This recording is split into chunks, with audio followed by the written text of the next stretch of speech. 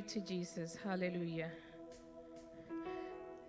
Ayer fuimos para el shelter de los homeless y fue un día bien bendecido. It was a victorious day. Very victorious. I was the one who brought the word. Yo fui que traje el mensaje. Y te voy a decir algo, tuve más presión allá que aquí. Pero así es.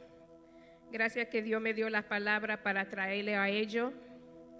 Así también hoy Él se va a glorificar porque Él tiene una palabra poderosa para cada uno que entró en esta casa de hoy.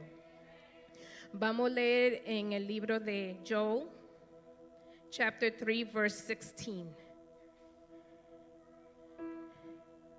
Yo lo voy a leer en inglés, ahí está en español. The Lord will roar from Zion, and thunder from Jerusalem. The earth and the heavens will tremble, but the Lord will be a refuge for his people, a stronghold for the people of Israel. And I want to read it one more time. The Lord will roar from Zion and thunder from Jerusalem. The earth and heaven will tremble, but the Lord will be a refuge for his people, a stronghold for the people of Israel. The Lord will roar for his people. And when he roars, the earth will know because it will tremble. When he speaks, it trembles. When he talks, the earth moves. Atmosphere shifts. Things happen. Hallelujah. And that is our God. He is the Lion of Judah. He is the Lion of Judah. He is the Lion of Judah. He's the one who rules over our lives. He's the one who rules over this church. He is the one. He is the way maker. He's the one. If he did it once, he'll do it again. You hear that, Celia and Miguel? If God did it once, he will do it again. He did once the miracle. He gave you life to bring life, and he will do it again. Hallelujah. That is our God. That is the Lion of Judah. That's the one, the way maker. Oh, hallelujah. We give you every honor and every glory, Heavenly Father, for you're the one who sets the atmosphere. You're the one who sets the stage.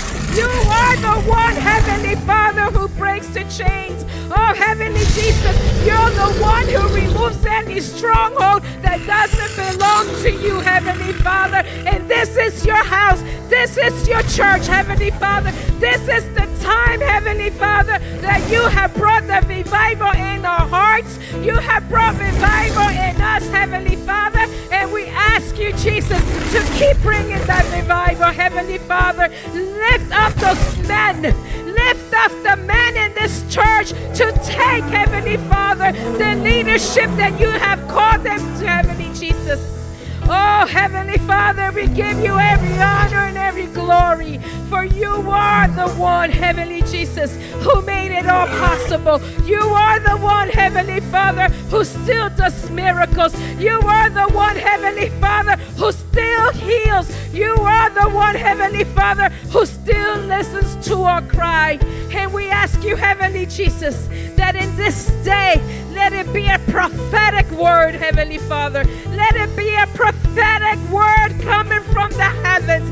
Let it be a word, Heavenly Father, that the earth would tremble. Let it be a word, Heavenly Father, that would change us, transform us, Heavenly Father. Reach those, Heavenly Jesus, that need to listen to your word.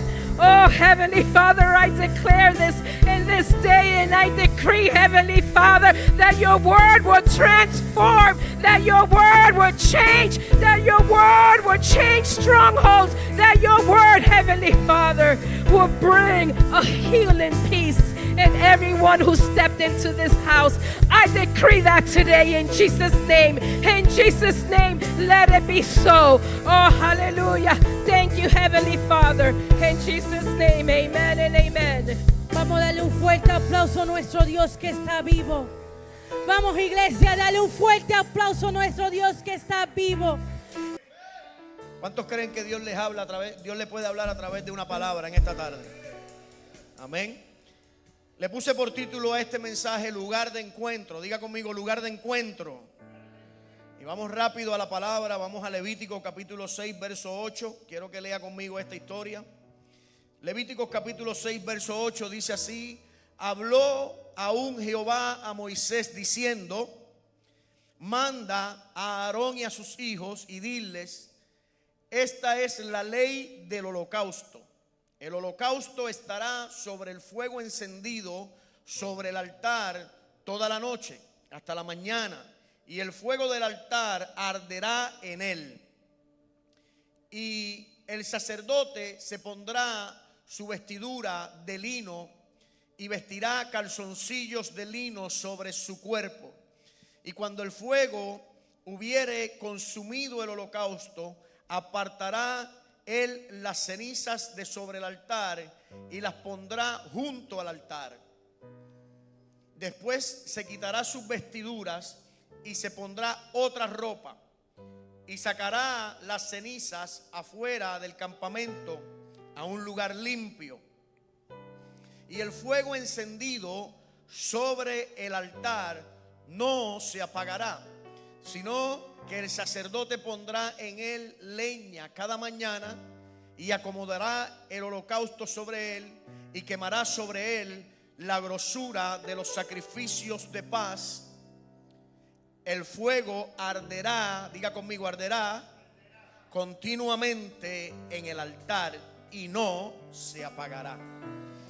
El fuego arderá, vamos a repetir ese versículo 8. El fuego arderá continuamente en el altar y no se apagará. Dile a la persona que está a tu lado: no dejes que se te apague el fuego en esta tarde. No dejes que se te apague el fuego. Mira, en el contexto de lo que acabamos de leer, tienes que entender que en el verso 8 Dios le da unas instrucciones a Moisés. El Padre comienza hablando con Moisés y le da unas instrucciones para que Moisés le dé unas instrucciones a Aarón y a sus hijos, ¿verdad? Y algo muy importante que que debemos entender y que yo he aprendido con los años es que Dios siempre, desde el principio, Dios ha sido un Dios de instrucciones. Por ejemplo, en el principio Dios le dio unas instrucciones a Adán y a Eva. Le dijo: de todo árbol del huerto ustedes pueden comer, excepto del árbol de la ciencia del bien y el mal. También le dijo a Noé: Noé, me vas a construir un arca. Y le dio las dimensiones, le dio las medidas, le dio la madera, le dio las instrucciones de cómo debía construir el arca. También le dio una instrucción a Abraham y le dijo: Abraham, le dijo: sal de tu tierra, sal de tu parentela a la tierra que yo te mostraré. Diga conmigo: instrucciones. Cámbiame, métele un poquito de fuego a esto. Vamos, el piano, necesito que come on, guys, I need you tonight. Gabriel, otros días, other days you want to push me. Come on, I need you tonight. Amen. Abraham, Dios le dio instrucciones y le dijo: vas a ir al monte. Le dijo: y cuando vayas al monte, allí en el altar me vas a sacrificar a tu hijo. Le dijo. ¿Sabe?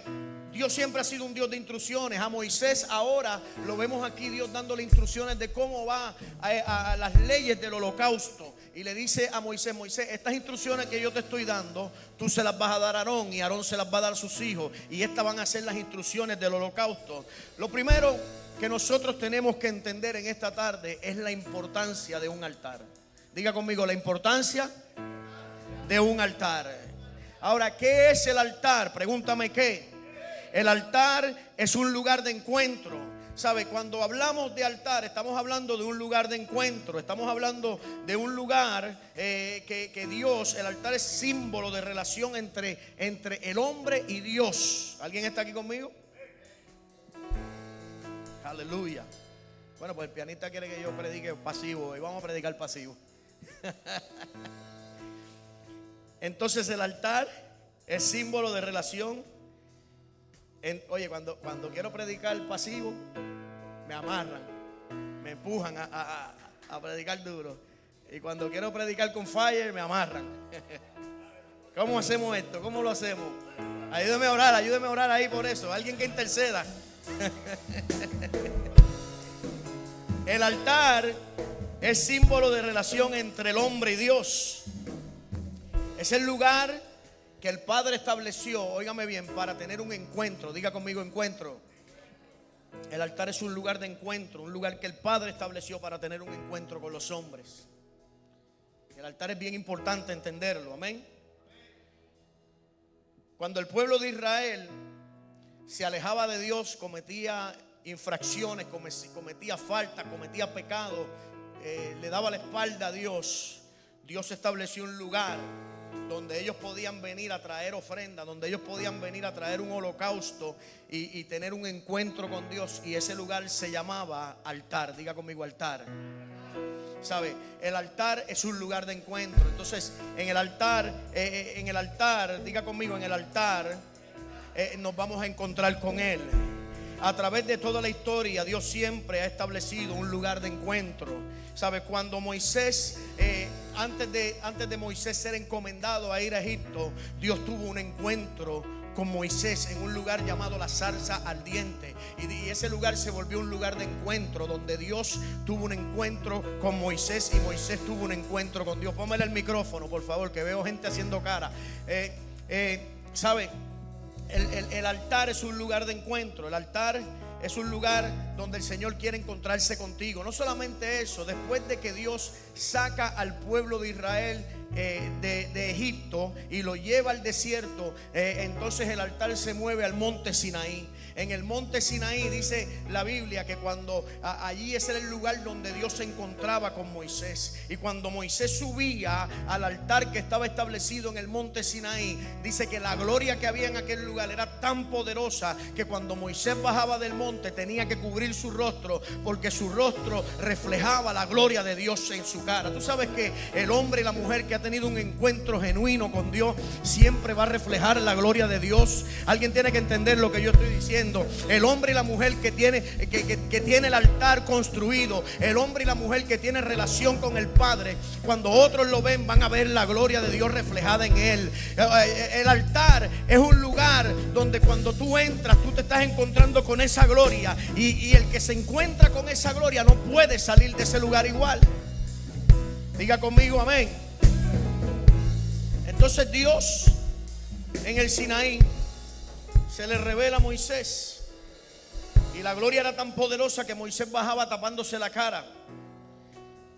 ¿Sabes?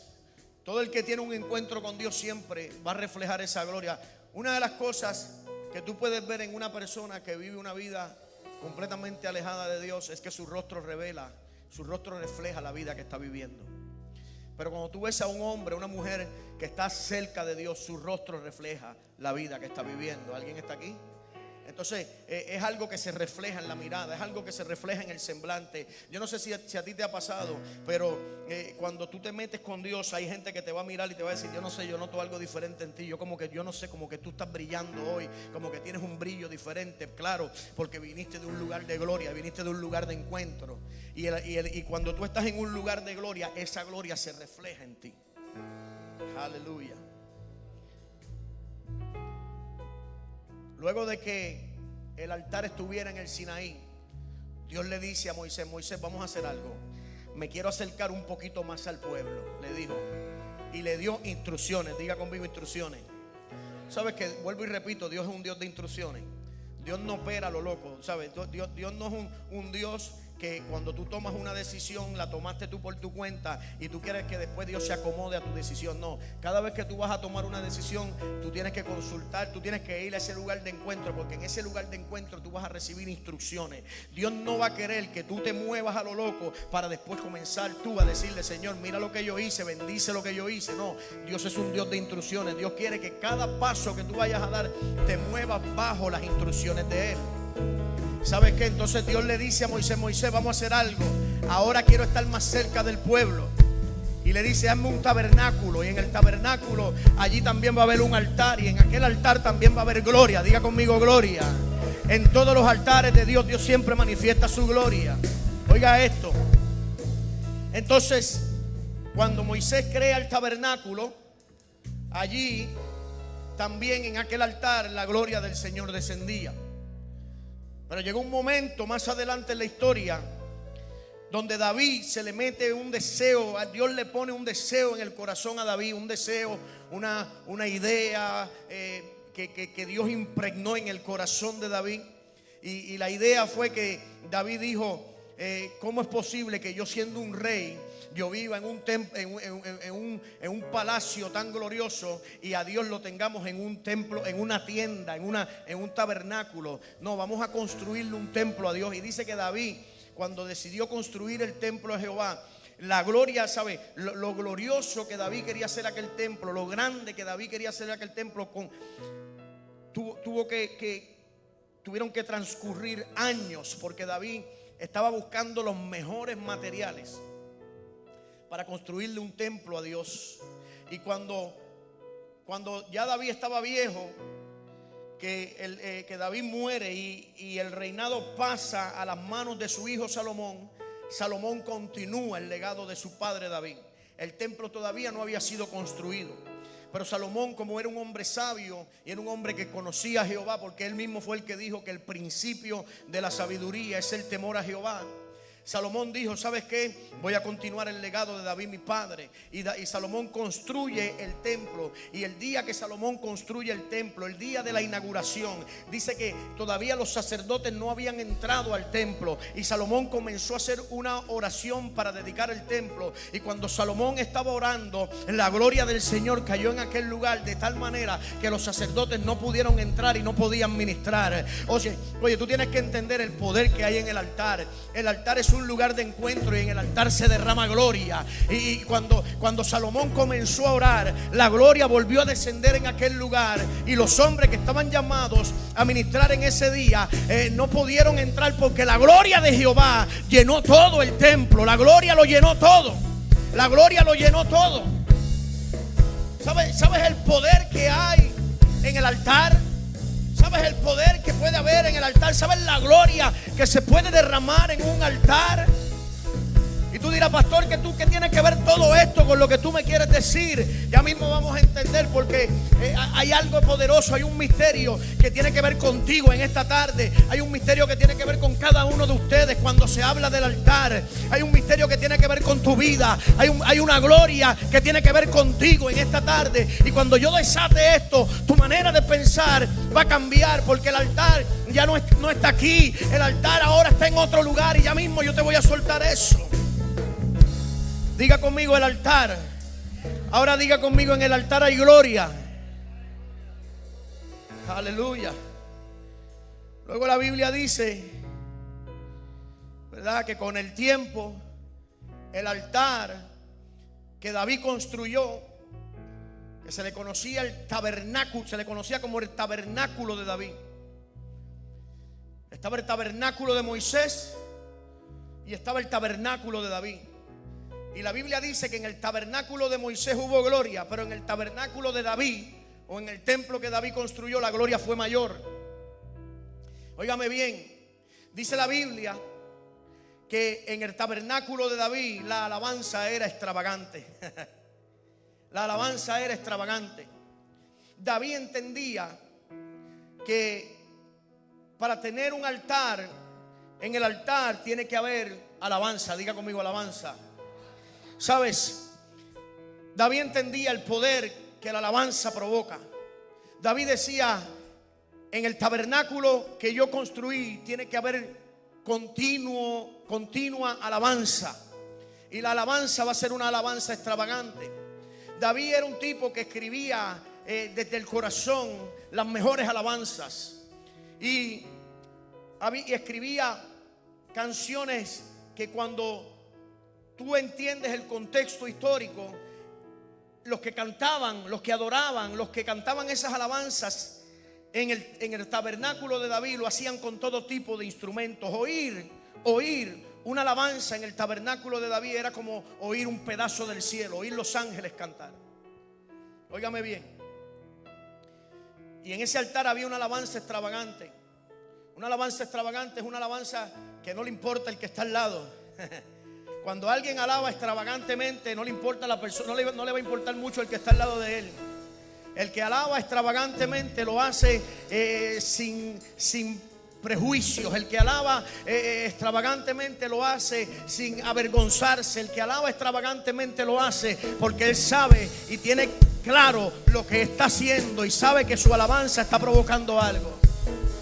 ¿Sabe? Tienes que entender que una de las palabras que se utiliza para describir las alabanzas en la Biblia es la palabra hebrea halal. Pregúntame, ¿qué es eso? Halal es una palabra que lo que quiere decir es alardear. ¿Sabes? Cuando tú alardeas de algo es cuando tú te estás, en Santo Domingo, ¿cómo lo diríamos? En Puerto Rico decimos, nos estamos dando el guille. Nos estamos dando la pompa. ¿Cómo dirían en Santo Domingo? Está de privón, está privando. ¿Sabes qué? Halal precisamente es privar, como diríamos en Santo Domingo. Es darnos el guille, como diríamos en Puerto Rico. ¿Ok? Porque cuando una alabanza que es extravagante alardea de Dios, está diciendo, en medio de la alabanza está diciendo, el Dios que yo le sirvo es más grande que el problema. El Dios que yo le sirvo es más grande que la situación. Alguien tiene que entender. Por eso cuando Moisés cruzó, cuando cruzaron las aguas del Mar Rojo, del otro lado de las aguas se levantó la hermana de Moisés llamada María, y se levantó Moisés y escribieron una alabanza, un halal, una canción que alardea de Dios, y comenzaron a decir: echó a la mar quien los perseguía, jinete y caballo echó a la mar. Dios le rompió las ruedas a los carros de Faraón. Oye, tú tienes que entender, ellos estaban privando del Dios que ellos le sirven. Ellos estaban diciendo: mi Dios es más grande.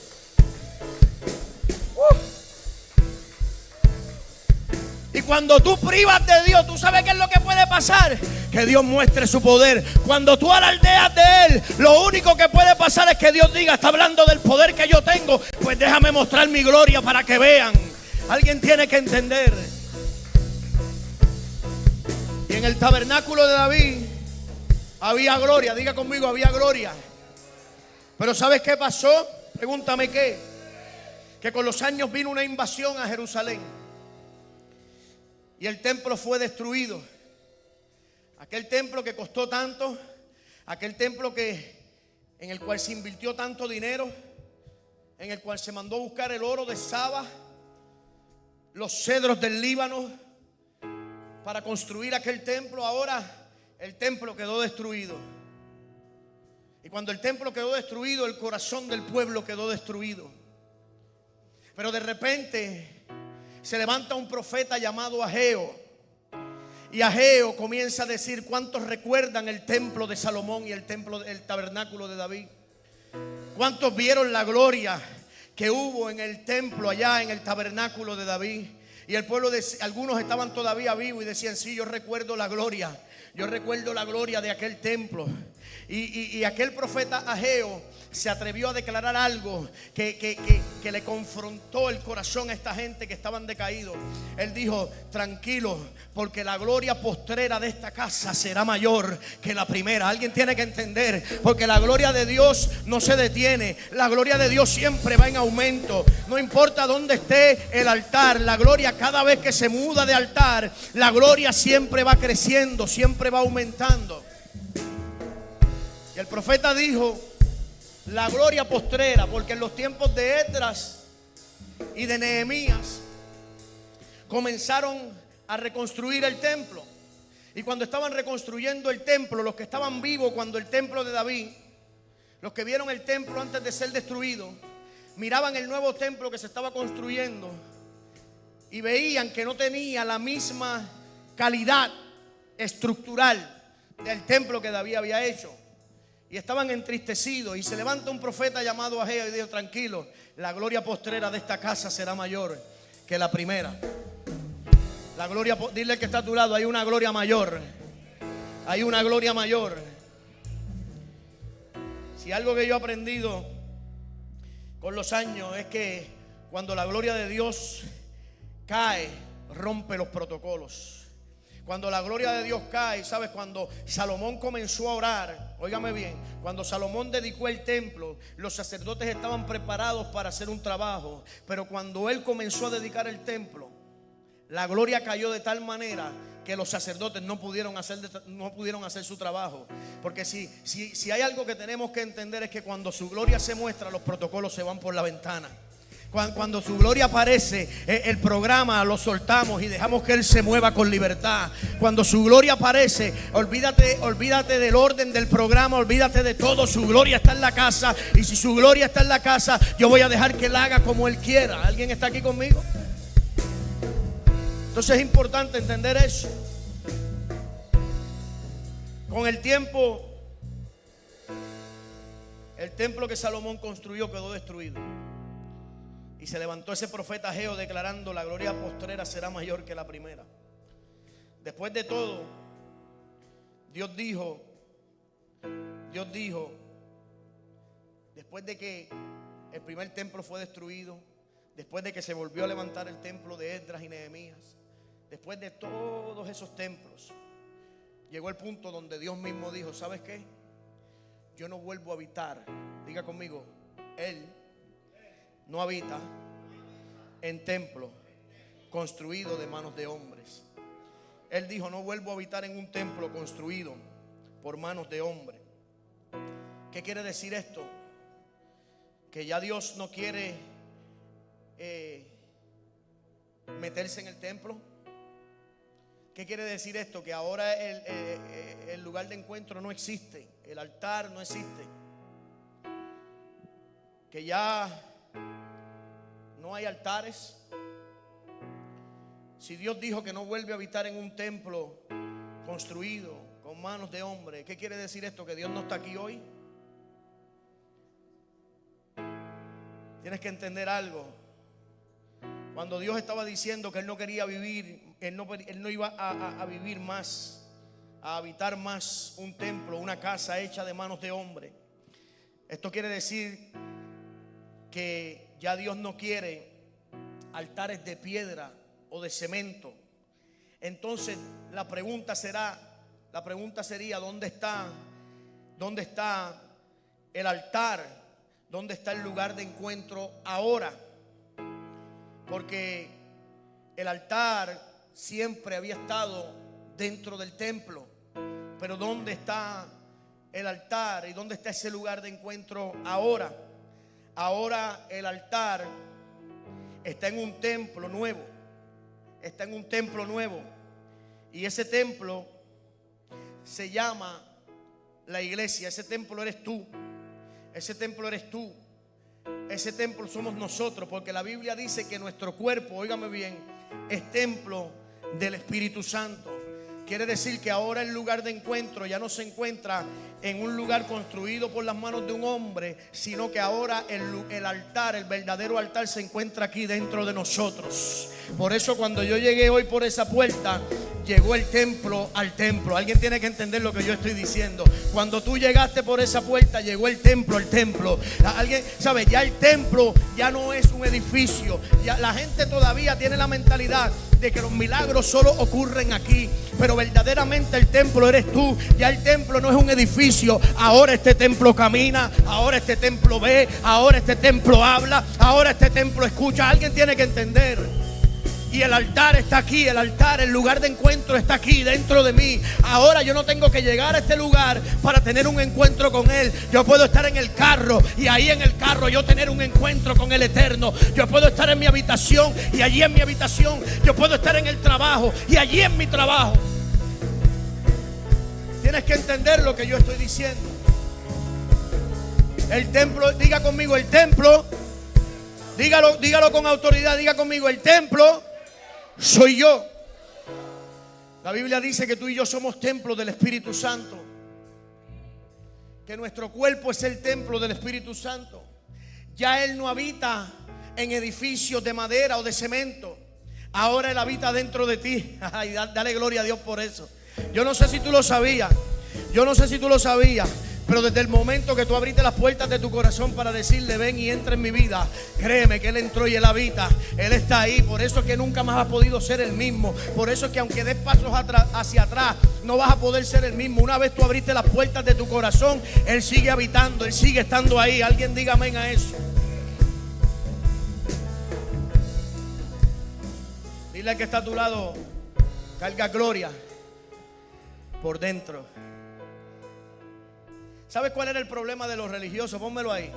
El problema de los religiosos en los tiempos de Jesús era que amaban el templo más que al Dios del templo. Más que al Dios del templo. Pero Jesús se les aparece y les dice: el problema con ustedes, fariseos, saduceos y todos esos feos, Jesús se les aparece y les dice: el problema con ustedes es que aman el templo más que al Dios del templo. Y saben una cosa, Jesús le dijo: uno más grande que el templo está aquí hoy. Él estaba hablando de sí mismo. Él dijo: uno más grande que el templo está aquí hoy. Porque el problema de los israelitas era que todo tenía que ver con el templo. El problema del pueblo de Israel en los tiempos de Jesús era que todo lo hacían contando con el templo. Y todavía hasta el día de hoy, los judíos están con la intención de construir un nuevo templo. Que ya ese proyecto está en construcción y es una señal de los últimos tiempos. Porque ya ese templo que los judíos van a construir no es un templo. Déjame ubicarte para que sepas. En ese templo ya Jehová no va a morar.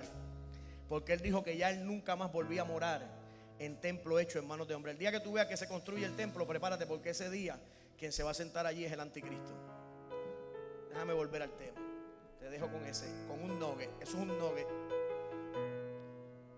El Dios de Israel no va a volver a habitar en ese templo, porque ahora Él habita en ti y en mí. Diga conmigo: en mí. ¿Cuántos lo creen? Entonces, el problema de los religiosos era que amaban tanto el templo que habían puesto el templo por encima del Dios del templo. Y Jesús tiene que aparecérseles en su tiempo y decirle: uno más grande que el templo está aquí. Uno más grande que el templo está aquí. Todavía hay personas con esa misma mentalidad y piensan que Dios solo se mueve en el edificio, ¿verdad?, que ellos llaman templo. Voy para el templo. ¿Para dónde vas? No, voy para el templo a adorar a Dios. Eso es una declaración mal hecha, porque el templo eres tú. Ya esto es simplemente un auditorio. Ya esto no es el altar está aquí. Pero los religiosos no. Los religiosos te van a decir otra cosa. No, tienes que respetar el altar es santo. Y santo tienes que ser tú. ¿Cuántos están aquí conmigo? Pero no saben, ¿verdad? Los que piensan así, que piensan que voy para el templo, no saben que el templo son ellos mismos. El templo somos nosotros. Y que este templo ahora, en este templo ahora mora la presencia de Dios. Mora en ti, mora en la persona que está a tu lado, mora en mí, mora en cada uno de nosotros. Porque ahora tú eres el templo. Por eso tú tienes que tener cuidado cómo tú te conduces en la vida. Porque lo que tú cargas por dentro es demasiado grande. Tienes que entender eso. Lo que tú cargas por dentro es demasiado grande como para que tú lo tengas como algo liviano. Lo que tú cargas por dentro era lo mismo que se derramaba en el Sinaí. Era lo mismo que se derramó en el tabernáculo de David. Era lo mismo que se manifestaba en el desierto. Era la misma gloria. Esa misma gloria ahora está dentro de ti. Y a veces no sabemos, a veces tomamos. Ahora el problema es que no le damos tanta importancia a este templo. Diga conmigo, ouch. Hay algo que tenemos que entender, que hoy el altar es un lugar que hoy el altar no es un lugar al igual que ayer. Hoy el altar es un corazón, es una vida, es una persona. Ya el altar no es un lugar, el altar es una vida, es un ser humano, es una persona. Por eso también tú tienes que tener cuidado cómo tú tratas a tu hermano en la iglesia, porque estás tocando el altar, estás tocando el templo. ¿Alguien está aquí? Entonces es importante entender eso. Ahora el altar está aquí, ahora el templo soy yo. Ahora donde yo voy, esa gloria va conmigo. Ahora yo no tengo que llegar aquí para yo tener un encuentro con Él. Ahora yo no tengo que esperar a que el piano suene, o que la batería suene, o que los hermanitos se reúnan para yo tener un encuentro con Él. No, ahora ese altar está dentro de mí, y ese es el lugar de encuentro. Ahí, adentro, en la intimidad, en lo secreto. Ahora, ¿tú sabes qué? Así como en el tabernáculo, cuando tú llegabas al altar, dice que dentro del altar estaba la ley, estaban las tablas de la ley en el lugar santísimo. Ahora, en este nuevo altar, dice la Biblia que Dios va a escribir su ley en nuestro corazón. Ahora la ley de Dios está aquí en nuestro corazón. ¿Alguien está aquí conmigo? Diga conmigo, soy un altar. Mira, ¿por qué a Abraham? ¿Tú nunca te has preguntado por qué a Abraham se le llamaba el padre de la fe? ¿Por qué a Abraham se le llamaba el padre de la fe? Porque Abraham fue el hombre que más altares edificó en la Biblia. Cada vez que Abraham tenía un encuentro con Dios, Abraham levantaba un altar. Porque él sabía que ese lugar donde él tuvo ese encuentro se convirtió en un altar. Porque altar es sinónimo de lugar de encuentro. ¿Alguien está aquí? Altar es un lugar de encuentro. Y cada vez que Abraham tenía un encuentro con Dios, allí mismo edificaba un altar. Allí mismo edificaba un altar. Abraham fue el hombre que más altares edificó en la Biblia. Abraham levantó un altar que se llamaba Siquem. Y el altar de Siquem significa hombro y significa fuerza. Y en el momento que Abraham levantó el altar de Siquem, fue en el momento donde Dios comenzó a decirle a Abraham: Abraham, sal de tu tierra y de tu parentela a la tierra que yo te mostraré, porque yo te voy a dar hijos. Y Abraham estaba viejito. Pero cuando Dios le dio esa palabra a Abraham, lo primero que hubo en la vida de Abraham fue una renovación en sus fuerzas. Pero también sobre sus hombros cayó una responsabilidad, porque la gloria de Dios no se carga sobre talentos o sobre dones espirituales. No. La gloria de Dios se carga sobre los hombros de una persona responsable. Dios nunca le va a dar gloria a un irresponsable. La gloria de Dios va sobre los hombros, y los hombros representan responsabilidad. Porque el hombro es la parte del cuerpo donde el ser humano puede cargar más peso.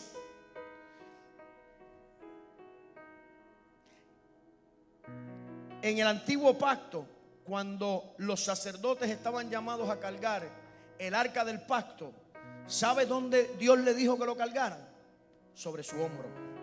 4 sacerdotes agarraban el arca del pacto y se lo ponían sobre el hombro y caminaban con la gloria de Jehová sobre sus hombros. Y Abraham levantó un altar en Siquem y le puso el altar de Siquem, que significa hombro y significa fuerza. Luego Abraham levantó un altar en Betel, que era un altar de adoración, donde Abraham adoró a Dios. Abraham levantó otro altar en Hebrón, en el encinar de Mamre. Cuando Abraham levantó el altar en Hebrón, en el encinar de Mamre, ese lugar se volvió un lugar de promesas y un lugar donde Dios le revela a Abraham su destino. Dios le dijo 3 cosas en ese altar a Abraham. Le dijo: Abraham, voy a darte, le dijo, sal afuera, mira las estrellas del cielo, así será tu descendencia, le dijo. Le dijo: Abraham, de ti saldrá una gran nación, le dijo. Número 2. Y número 3, le dijo: Abraham, en tu simiente, en tu en tu descendencia, en uno que va a salir de tu descendencia, serán benditas todas las familias de la tierra. ¿Sabes cómo se llama ese descendiente de Abraham? Pregúntame cómo. Se llama Jesús, el Rey de Reyes y Señor de Señores. En Él son benditas todas las familias de la tierra. Mira si Abraham tenía una relación tan poderosa en el altar. Mira si los encuentros que Abraham tenía con Dios eran tan poderosos, que Dios le hablaba cosas tan serias como esa de que iba a tener descendencia, de que él iba a salir una gran nación, de que de él iba a salir el Mesías. Pero también en ese lugar Dios le decía cosas sencillas, como algo tan sencillo como decirle: cuando le hablé a tu mujer, se echó a reír. Dios le dijo a Abraham, cuando le dije a Sara que iba a tener un hijo, se echó a reír. Mira qué cosa tan sencilla Dios le dijo. Por eso el hijo de Sara se llamaba Isaac. Pregúntame, ¿qué significa? Significa risa. Isaac significa risa, porque Sara se rió cuando Dios le dijo que iba a tener hijos. Mira esto. Diga conmigo: altar. Dile que está a tu lado: se necesitan hombres de altar. ¿Sabe que Dios está buscando hombres de altar? Se necesitan hombres de altar. En este tiempo lo más que se necesitan son hombres y mujeres de altar. ¿Dónde están los hombres y mujeres de altar? ¿Dónde están los hombres que todavía tienen relación con Dios? ¿Dónde están los hombres que todavía entran a la presencia de Dios y hablan y tienen un encuentro con Él? ¿Dónde están esos hombres? Dios está buscando hombres de altar. Dios está buscando que se levante un hombre o una mujer con relación con Él. Un hombre que establezca un altar en su casa, en su vida, que donde quiera que vaya sepa que carga un altar por dentro. ¿Dónde están los hombres de altar? Dios está buscando hombres de altar en este tiempo. Se necesitan hombres de altar. ¿Sabe? El viernes yo le hablaba a la iglesia y le hablaba de cuando el profeta dijo, cuando Dios le habló al profeta y le dijo al profeta Ezequiel: en los tiempos de Ezequiel Dios quería destruir al pueblo, y Dios le dijo: busqué uno, diga conmigo, uno. Busqué uno que se parara en la brecha entre yo y el pueblo, entre Dios y el pueblo. Uno que se parara en la brecha para yo no destruir al pueblo, pero no lo hallé. Tú sabes, los hombres de altar escaseaban en el tiempo de Ezequiel, y si escaseaban en aquel tiempo, escasean más ahora. Y Dios está buscando hombres que digan: ¿sabes qué? Me cansé de ser un cristianito wichiwachi, un cristianito de agua dulce, un cristianito de me mojo los deditos en los pies el domingo cuando llego a la iglesia. No, Dios está buscando hombres que se sumerjan en su presencia. Dios está buscando hombres que busquen y levanten el altar en su vida, en su casa, en su caminar, en su diario vivir. Dios está buscando hombres que estén comprometidos con Él, que lleven esa responsabilidad sobre sus hombros. Se acabaron los amenes. Se acabaron los gloria a Dios en la casa. Porque la gloria de Dios no se derrama sobre gente irresponsable. Dios quiere gente responsable. Diga conmigo: ouch. Por lo menos diga algo. Déjeme saber que está vivo. ¿Sabe? Porque estoy hablando que Dios está buscando hombres de altar. Y no te estoy regañando. Entiende una cosa. Entiende una cosa. Entiende quién te está hablando. El que tenga oídos para oír.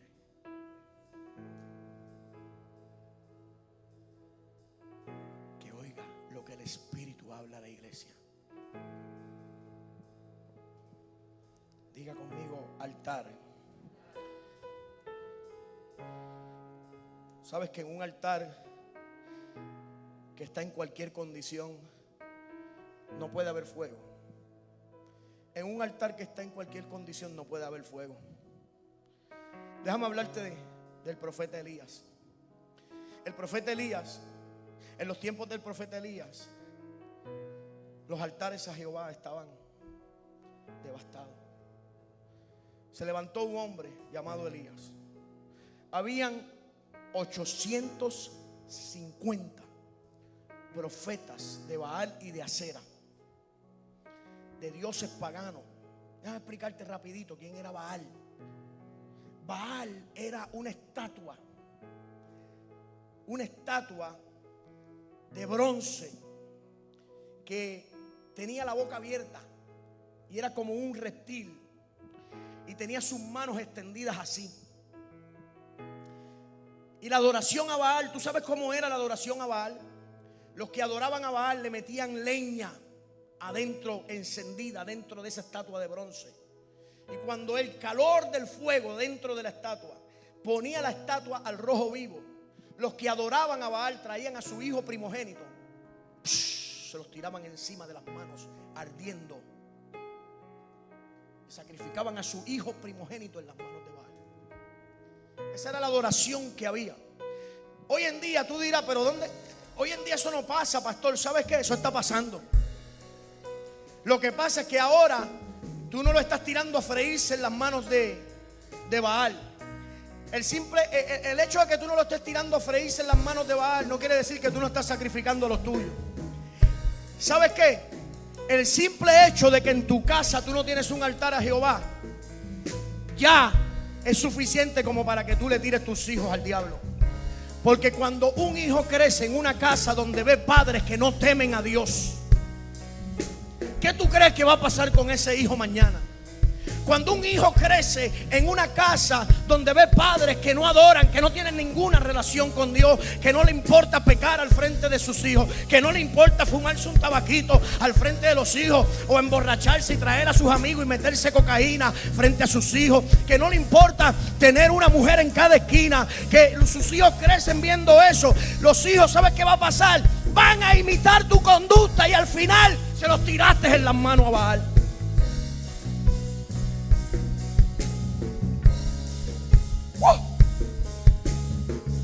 A veces la palabra es dura, pero lo que no se confronta no se arregla. ¿Sabes? Déjame hablarte. Elías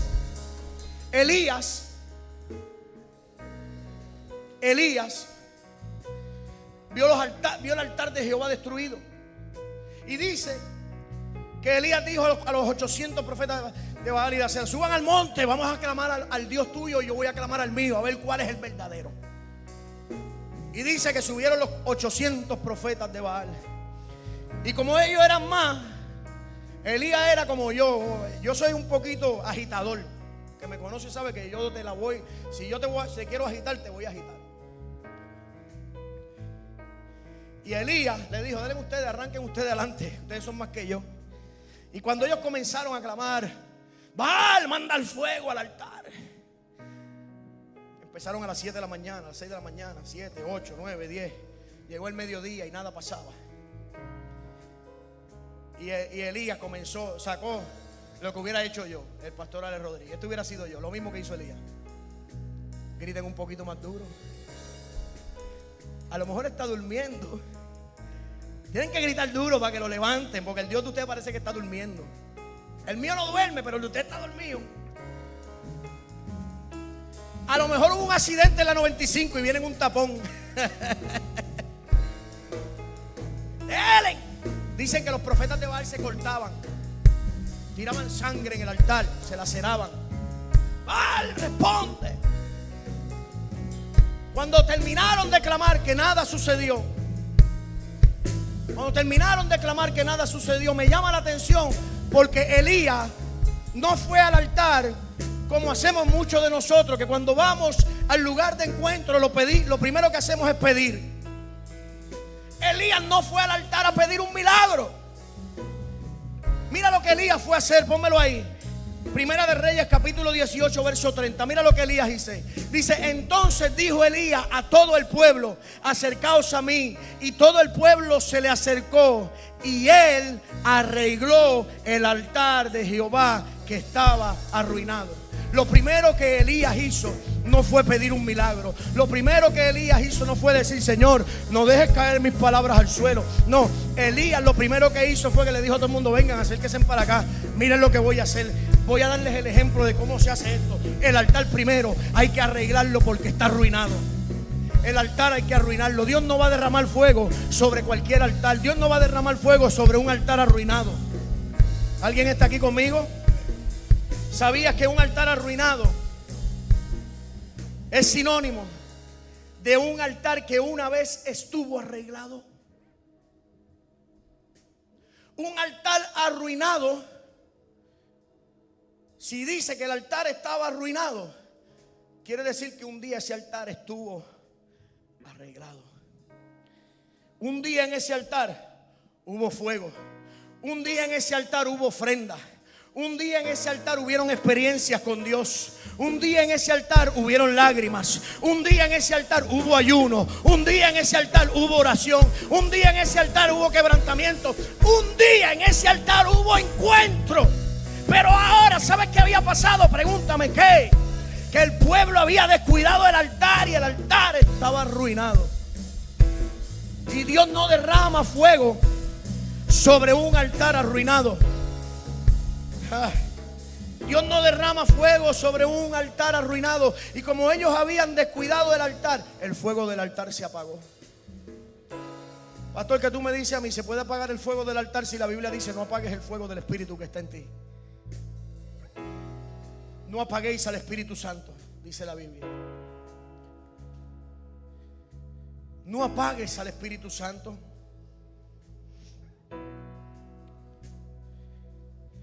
El fuego del altar, al uno descuidar el altar, el fuego del altar se va apagando. Se puede apagar. Si el altar estaba arruinado, ese altar un día estuvo de pie. El problema es que hoy en día mucha gente solo tiene bonitos recuerdos de lo que un día pasó en el altar. Yo recuerdo cuando yo oraba, las cosas que sucedían. Yo recuerdo cuando oré por esto y Dios me lo entregó. Yo recuerdo cuando fui al altar y vi la gloria de Dios. Recuerdos. Te pregunto, ¿tú crees que tú puedas vivir recordando la comida que te comiste hace 10 años atrás? Tú tienes que comer todos los días, ¿verdad que sí? El fuego del altar se tiene que mantener encendido todos los días. Todos los días. Esta tarde es una buena tarde. Póngase de pie conmigo. Porque esta tarde es una buena tarde para reconstruir el altar.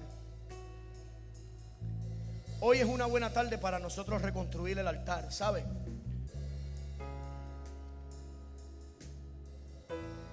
Cuando Elías reconstruyó el altar,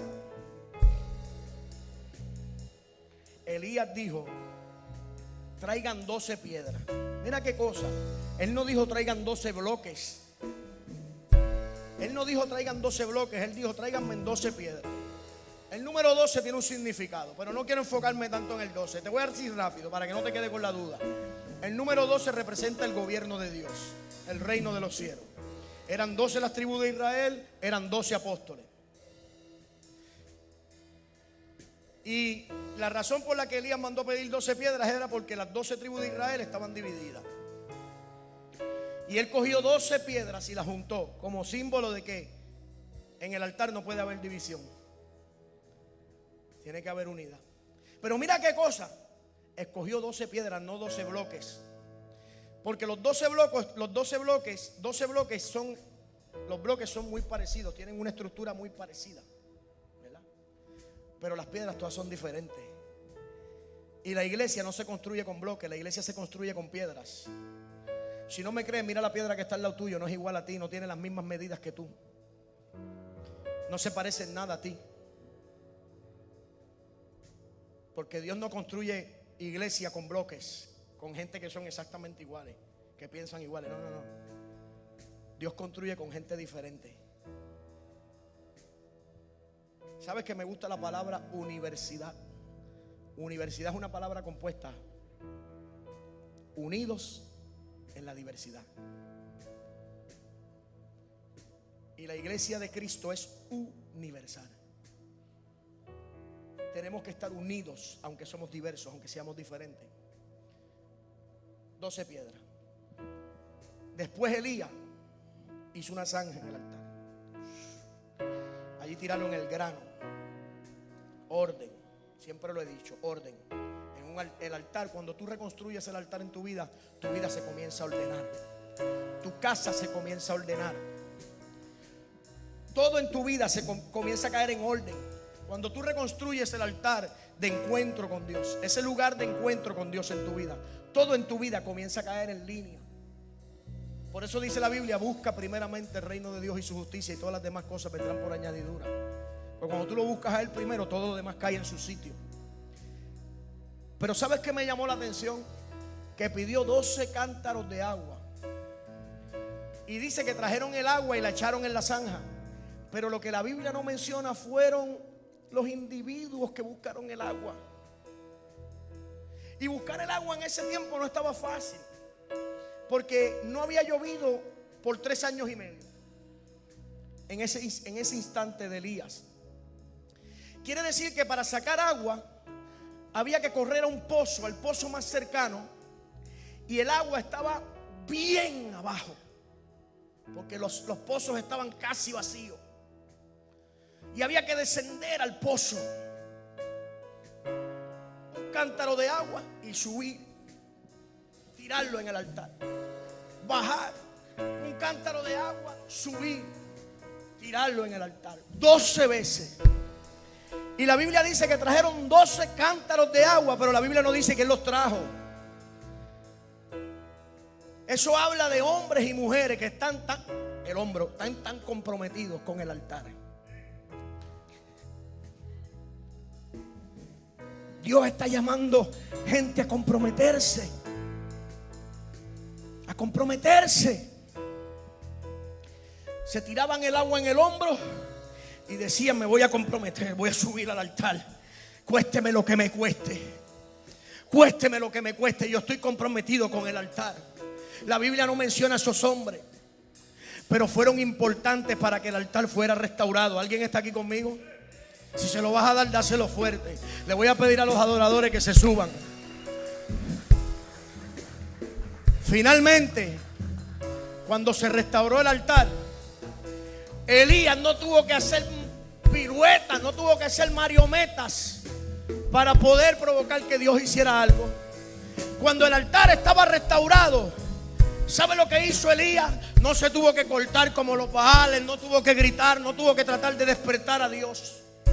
Elías dijo: Dios de Abraham, de Isaac y de Jacob, para que sea notorio a este pueblo de que tú eres Dios y yo soy tu profeta, haz descender fuego sobre el altar. Y el fuego se derramó.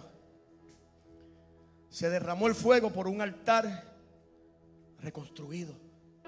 Tú quieres ver fuego en tu vida y en tu casa, reconstruye tu altar.